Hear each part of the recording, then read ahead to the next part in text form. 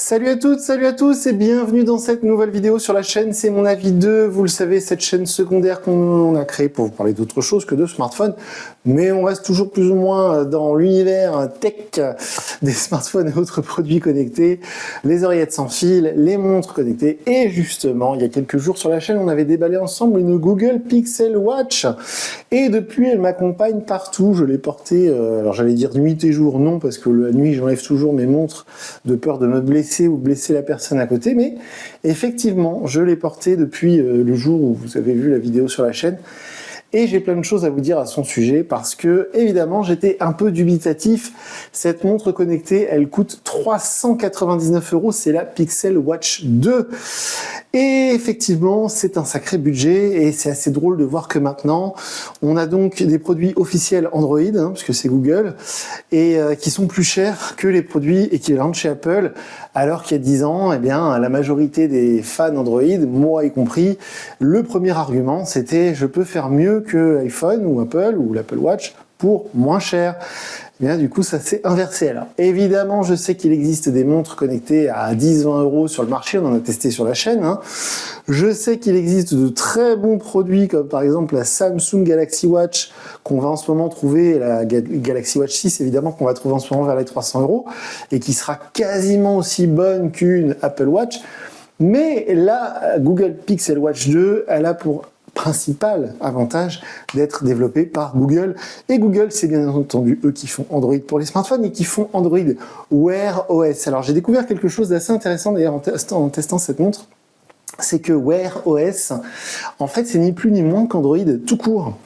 C'est Android 13 qui équipe cette montre, simplement quand c'est une version d'Android dédiée pour un produit habillable, portatif, parce que wear, ça veut dire quelque chose qui se porte, et bien en fait c'est une version ultra léger d'Android, mais c'est toujours le même système, c'est toujours le même fonctionnement. C'est pourquoi quand c'est Wear OS, vous pouvez mettre Google Wallet, vous pouvez mettre WhatsApp, vous pouvez mettre ce que vous voulez, parce que c'est Android au final. C'est la même chose que vous avez dans certaines voitures connectées qui sont équipées, ou certaines télé connectées qui sont équipées de Android, comme par exemple certaines box. Donc tout ça c'est Android. Là c'est Android 13. C'est assez amusant de voir que pour Wear OS ils ont un petit train de retard, mais ça reste assez actuel. Et on va rentrer dans le vif du sujet avec les choses que j'ai aimées et les choses que j'ai un peu moins aimées. C'est difficile parce que dès que je l'enlève, je peux pas vous la faire voir parce que dès que je l'enlève, en fait, elle détecte que je l'ai enlevé et elle se bloque, vous savez, pour des raisons de sécurité, notamment pour le paiement sans contact. Et alors, je dois être très franc, ça va être très rapide. C'est la meilleure montre connectée non Apple Watch que j'ai pu tester de ma vie de geek. J'adore les produits Samsung. La Samsung Galaxy Watch 6 est pour moi sans doute le meilleur rapport qualité-prix actuel en montre connectée parce que justement elle utilise Android Wear OS. Vous pouvez faire du paiement sans contact, elle est très bien, l'autonomie est très bonne, elle est plutôt jolie, plutôt légère. L'écosystème Samsung est très très bon. Donc la Galaxy Watch 6 pour moi ça reste la référence niveau rapport qualité-prix. Mais la Pixel Watch 2, si vous avez les moyens, c'est clairement un cran au-dessus. Au niveau de tous les jours, elle est hyper discrète. Je parle pas uniquement du design, qui est très réussi, ça fait assez premium, c'est très joli. Elle est hyper discrète parce qu'elle vous spamme pas de notifications inutiles. Parce que Dieu sait que les montres connectées, on a testé tout, on a testé du Honor, du Xiaomi, on a testé quasiment toutes les marques de montres connectées, on a testé même Amazfit, etc. Dieu sait que les montres connectées, elles aiment bien vous envoyer des trucs sans arrêt. Souvent, même le truc le plus agaçant sur une montre connectée, c'est le faux positif. Typiquement, vous êtes en train de conduire et votre montre croit que vous êtes en train de courir. Ça, c'est très agaçant. Là, c'est pas du tout le cas. C'est génial. Il y a quasiment aucune notification où on va regarder, on va se dire, oh, je m'en fiche. Ça ne m'est quasiment pas arrivé. Donc ça, déjà, c'est un premier exploit et bravo aux équipes de Google qui ont très bien travaillé. Quand je reçois une notification sur mon smartphone, WhatsApp, SMS, un mail, et bien effectivement, je l'ai instantanément, donc au même moment sur la montre, et c'est ni plus ni moins qu'une vraie notif où on a vraiment le cœur du message, le cœur du mail. On n'a pas besoin d'aller cliquer pour voir ce que ça dit. On peut même réagir, notamment sur les SMS. Bref, c'est presque du niveau d'une Apple Watch. Donc là, franchement, bravo Google. Au niveau des cadrans, parce que ça compte beaucoup, c'est-à-dire la présentation de la montre. Eh bien, vous voyez, moi, j'ai laissé le cadran de base qui est hyper personnalisable, on peut quasiment tout changer. La couleur évidemment, la disposition, le nombre de widgets et tout.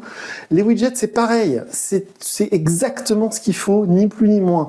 La météo, la température, évidemment le pourcentage de batterie, le nombre de pas, machin bidule, c'est exactement ce qu'il faut, ni plus ni moins. Franchement, c'est génial. Au niveau du fameux cadran, donc il est super discret, ça fait pas trop geek, ça fait pas trop non plus faussement, vous savez, huppé avec des fausses aiguilles en mode fausse Rolex ou autre. C'est hyper discret et c'est génial. Il y a le Always On Display, donc c'est ça que vous voyez avec cet éclairage assez faible. Donc en fait, en permanence, on peut voir l'heure, la date, la température sans même lever le poignet, etc. Parce qu'il y a toujours ce Always On Display qui ne consomme pas beaucoup d'énergie. Je vais y revenir après. Donc le cadran, c'est tout bon. Les applis, évidemment, on peut mettre toutes les applis qu'on a sur le téléphone. On peut mettre Spotify, on peut mettre évidemment donc le paiement sans contact, ça marche très bien. Je vais y revenir après, mais ça marche très bien. WhatsApp, etc. Le suivi de GPS, je vais y revenir dans un instant. Donc au niveau des cadrans, ce qui est bien aussi, c'est qu'évidemment, vu que c'est Wear OS, si vous voulez vraiment des cadrans geek, genre l'autre jour j'avais installé un cadran Fallout suite à la super série sur Amazon, bah, c'est compatible avec la Pixel Watch évidemment, hein. Donc les cadrans que vous pouvez voir sur une Galaxy Watch de chez Samsung, vous pouvez la mettre évidemment sur une Pixel Watch. Donc il y a énormément de cadrans disponibles, certains sont payants sur le Google Play Store. C'est hyper complet, c'est génial. Au niveau de la sécurité, donc je vous parlais des paiements sans contact, c'est la première fois que j'ai une montre Android qui se comporte comme une montre Apple au niveau du paiement sans contact, dans le sens où effectivement, dès que vous l'enlevez, après il faut remettre le code pour des raisons de sécurité. Je rappelle que sur votre smartphone ou sur votre montre, vu qu'il faut l'identification biométrique, donc votre empreinte ou votre visage ou votre code à chaque fois, il n'y a pas de limite de paiement sans contact, hein, je le précise, ce qui est très très pratique. Il m'est déjà arrivé d'acheter un smartphone à 1000 € avec mon Apple Watch, ça marche très bien. Donc le paiement sans contact, seul petit bémol, c'est que la puissance du NFC est pas très forte. Donc souvent le TPE vous dit qu'il faut essayer, que ça n'a pas marché. Vous avez beau poser votre montre sur le truc, sur l'écran ou sur la zone indiquée pour paiement par carte sans contact, eh bien effectivement, une fois sur deux, il faut réessayer. Alors qu'avec une Apple Watch, j'ai jamais eu ce problème avec une Apple Watch, même avant de toucher le TPE, donc le terminal à carte bancaire, ça fait bip et ça marche. Donc juste, peut-être la puissance du NFC aurait été un peu plus puissante, ça aurait été pas mal. Au niveau de l'autonomie, je vous parlais du Always On Display, donc évidemment on peut le désactiver, mais il est activé par défaut. Donc, à croire que cette montre a été faite pour moi, je trouve ça génial. Donc le Always On Display consomme pas trop d'énergie, évidemment vous pouvez tenir largement une journée sur une charge de batterie. 2 jours, c'est faisable, un peu tendu. Là, vous voyez, je suis sur ma deuxième journée, il est 14h30, il me reste 30%. Je peux tenir jusqu'à ce soir, mais je pense que ça va se couper vers 20h, quelque chose comme ça. Et sinon, si vous la rechargez toute la nuit, aucun problème d'autonomie. Elle est plutôt légère, plutôt petite, plutôt discrète, donc ça c'est cool. Au niveau de la robustesse, ça fait qu'une semaine que je la porte, donc il serait difficile de vous dire si ça va résister, mais je l'ai déjà cogné 1 ou 2 fois dans des portes et autres pour l'instant. Il n'y a rien qui semble abîmer, elle est très confortable, elle ne m'a pas gêné un seul moment, elle est franchement top de chez top. Et alors il y a d'autres trucs dont je voulais vous parler, mais qui sont un petit peu dans les défauts, mais après je vais revenir dans la conclusion à des choses qui sont cool également.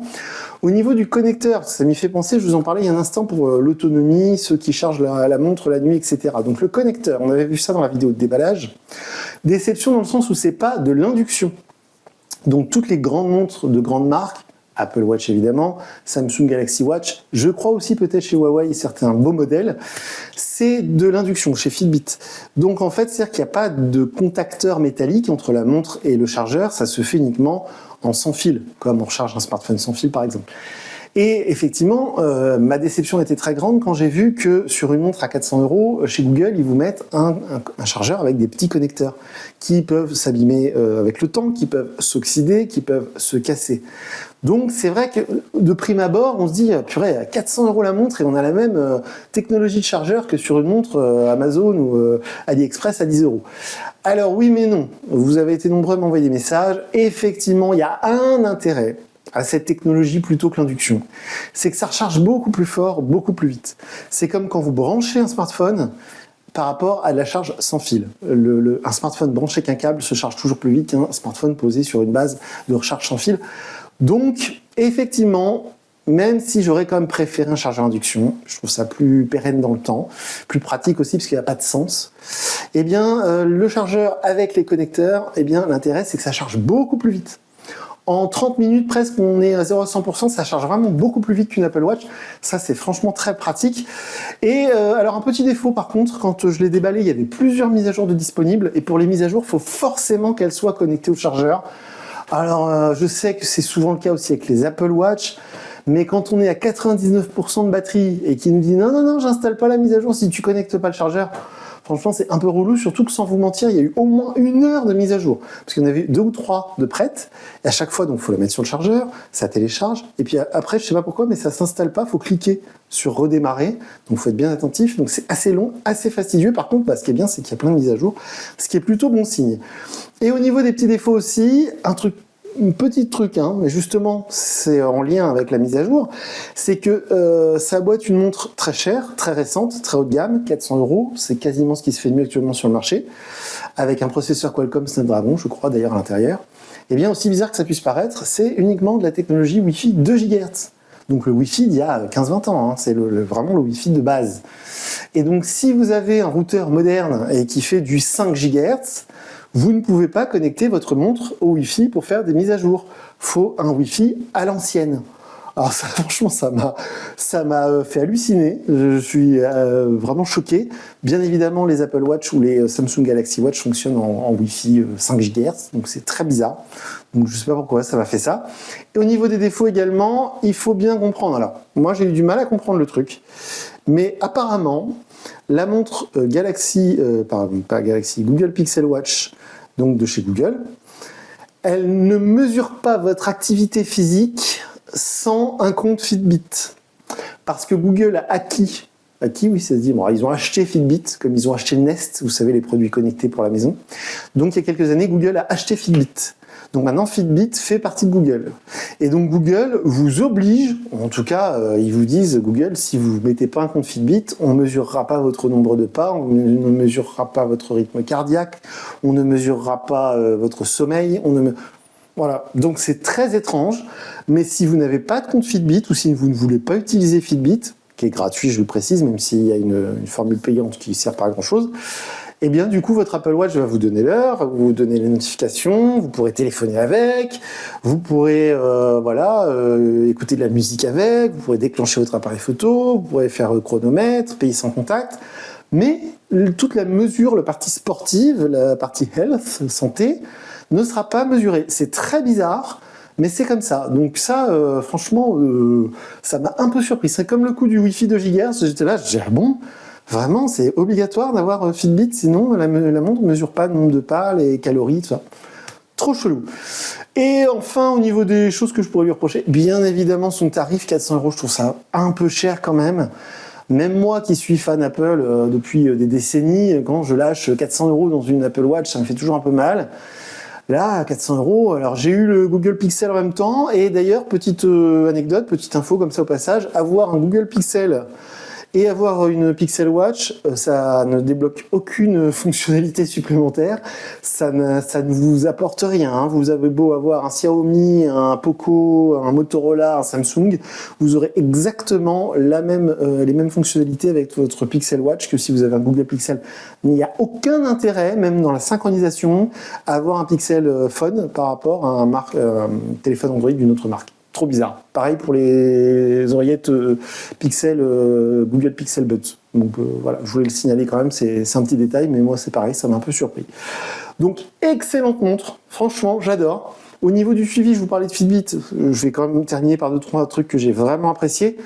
Donc Fitbit, alors autant c'est un peu contraignant parce que c'est encore un compte à rajouter, avec encore un mot de passe, avec encore le profil, l'âge, le poids, machin bidule, on fait ça à chaque fois. Mais par contre, effectivement, ils sont hyper précis, c'est assez bluffant, je pense même qu'ils sont un cran au-dessus de l'Apple Watch. Je sais que l'Apple Watch est performante pour mesurer l'altitude, le nombre de mètres, le nombre de pas, mais les rapports qu'on peut avoir sur l'application Fitbit sont hyper complets. La montre, quand vous marchez, elle est pas pareille, elle vous spamme pas avec des alertes, êtes-vous en train de marcher, machin bidule. Elle vous met une notif au bout d'un moment quand vraiment vous marchez à un bon rythme. Et voilà, c'est pas intrusif, c'est est-ce que vous êtes en train de faire une marche rapide, hop, on clique et ça enregistre. Mais c'est super précis, super discret, c'est tout dans la discrétion, c'est vraiment très agréable par rapport à beaucoup d'autres montres connectées qui arrêtent pas de nous mettre des machins, des trucs qui servent à rien. Là, c'est vraiment dans la délicatesse, c'est super agréable. J'en termine par les boutons physiques. J'en termine par là parce que pour moi, c'est vraiment le truc qui la rapproche d'une Apple Watch et qui manque à beaucoup de concurrentes, notamment chez Samsung. J'adore la Galaxy Watch, mais franchement, ça, c'est génial. La Digital Crown, comme ils appellent ça chez Apple, c'est-à-dire cette petite molette qui existe depuis la nuit des temps sur les montres classiques et que Apple avait d'ailleurs breveté. Je sais pas comment ils ont fait chez Google pour copier sans être dans le problème de copyright. Bref, en fait, c'est génial parce que quand on fait défiler des informations à l'écran, vu que c'est un tout petit écran tactile, des fois, c'est pas très pratique à faire quand il pleut, etc. Et là, avec la petite molette, c'est tellement agréable à utiliser. Franchement, ça manque sur toutes les autres montres Android.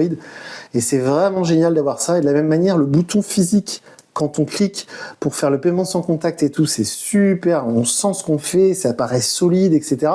Il y a un autre bouton ici qui sert pas à grand chose, qui est un peu caché heureusement, mais je m'en sers quasiment pas. Donc voilà, vraiment le bouton le plus utile c'est celui-ci, c'est génial. J'ai adoré cette montre, comme quoi il faut vraiment essayer les produits avant, parce que quand je l'ai déballé, j'ai été immensément déçu par quelques détails, notamment le connecteur pour la recharge. Après, quand je l'ai paramétré, j'ai vu l'histoire du Wi-Fi, après j'ai vu l'histoire du compte Fitbit, j'étais là, oh là là là, qu'est-ce que c'est que cette daube? Et au bout d'une semaine, c'est la meilleure montre connectée que j'ai pu utiliser, sauf Apple Watch. C'est génial, donc je vous la conseille vivement.